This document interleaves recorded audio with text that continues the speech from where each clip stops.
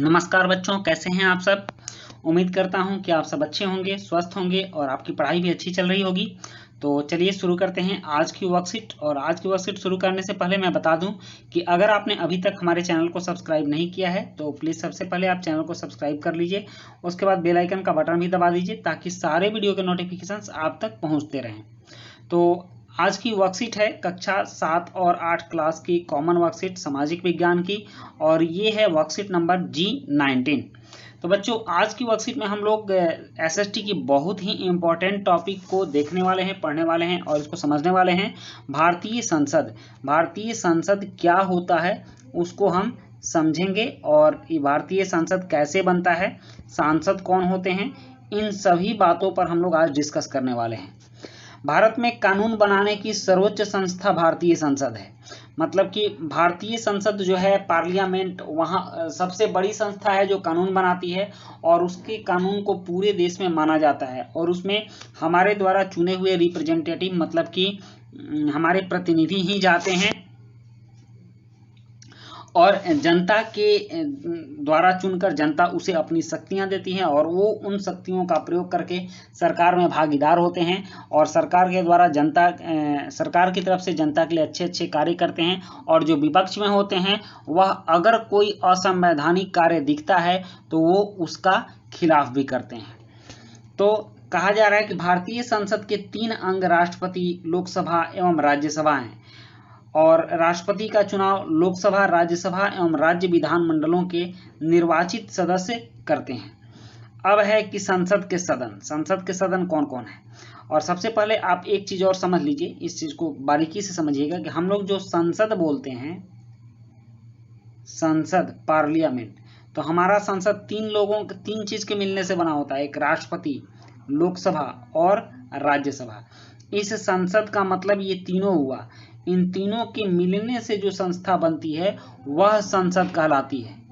ठीक है, इस चीज को हमेशा याद में रखना है। संसद का मतलब सिर्फ लोकसभा नहीं, या फिर सिर्फ राज्यसभा नहीं, लोकसभा, राज्यसभा एवं राष्ट्रपति, इन तीनों के मिलने से जो संस्था बनती है उसको हम लोग संसद बोलते हैं। और राष्ट्रपति का चुनाव, इसमें जो राष्ट्रपति होते हैं हमारे देश के सर्वोच्च पद पर आसीन होते हैं। हमारे देश का सबसे बड़ा पद राष्ट्रपति का होता है, और उन राष्ट्रपति का चुनाव लोकसभा एवं राज्यसभा एवं राज्य विधानमंडल, मतलब राज्यों में जो विधानसभाएं हैं उनके निर्वाचित सदस्य करते हैं। यहाँ इस शब्द पर ध्यान दीजिएगा, निर्वाचित सदस्य। निर्वाचित का मतलब होता है कि लोकसभा में जो सदस्य जनता के द्वारा चुन कर गए हैं वो, राज्यसभा में भी जो जनता के द्वारा चुन कर गए हैं वो। अब आप सवाल उठाएंगे कि तो फिर क्या लोकसभा और राज्यसभा में बिना चुने हुए सदस्य भी जाते हैं? तो हाँ, लोकसभा में राष्ट्रपति द्वारा 2 सदस्य ऐसे होते हैं जो बिना चुने हुए राष्ट्रपति के मनोनीत कर देने से चले जाते हैं, और राज्यसभा में ऐसे 12 सदस्यों को राष्ट्रपति मनोनीत कर सकते हैं। तो ये राज्यसभा के 12 सदस्य और लोकसभा के 2 सदस्य जो राष्ट्रपति द्वारा मनोनीत किए गए रहते हैं, ये राष्ट्रपति के चुनाव में भाग नहीं ले सकते हैं। इस बारीकी को आप समझ लीजिएगा। अब है संसद के सदन। संसद के सदन कौन कौन है? तो संसद के सदन में पहला सदन है लोकसभा, जिसको निम्न सदन कहते हैं, यह छोटा सदन, और राज्यसभा उच्च सदन, यह बड़ा सदन।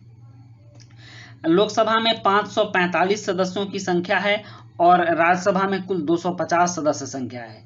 लोकसभा में 545 में से 543 मतलब 543 जनता द्वारा चुने जाते हैं, जबकि 2 सदस्य आंग्ल भारतीय समुदाय के होते हैं, एंग्लो इंडियन, जिन्हें राष्ट्रपति द्वारा मनोनीत किया जाता है। राष्ट्रपति को जब लगता है कि जितने सांसद चुन कर आए हैं उनमें कोई एंग्लो इंडियन नहीं है, आंग्ल भारतीय सदस्य नहीं है, तब वो अपने तरफ से 2 सदस्यों को जो एंग्लो इंडियन होंगे उनको मनोनीत करके लोकसभा का सदस्य बना सकते हैं। इसके बाद यहाँ जो राज्यसभा उच्च सदन है, जिसकी कुल सदस्य संख्या 250 होती है, इसमें 238 सदस्य 238 लोगों का चुनाव राज्यों के विधानमंडल के चुने हुए प्रतिनिधियों द्वारा होता है। यहाँ देखिएगा कि लोकसभा के सदस्य का चुनाव डायरेक्ट जनता करती है, जबकि राज्यसभा के सदस्य का चुनाव राज्यों के विधानमंडल के चुने हुए प्रतिनिधि करते हैं। मतलब राज्य विधानसभाओं में जो सदस्य होते हैं, विधायक होते हैं, जिनको हम लोग एमएलए बोलते हैं, मेंबर ऑफ लेजिस्लेटिव असेंबली, तो वे लोग राज्यसभा के सदस्य का चुनाव करते हैं। और 250 में से सिर्फ 238 व्यक्तियों का ही चुनाव होता है, जबकि 12 सदस्यों को राष्ट्रपति द्वारा मनोनीत किया जाता है। वे 12 सदस्य होते हैं जो खेल, संस्कृति, साहित्य इत्यादि में जो उत्कृष्ट योगदान किए रहते हैं, साइंस के क्षेत्र में जो उत्कृष्ट योगदान किए रहते हैं, उन लोगों को राष्ट्रपति मनोनीत करते हैं।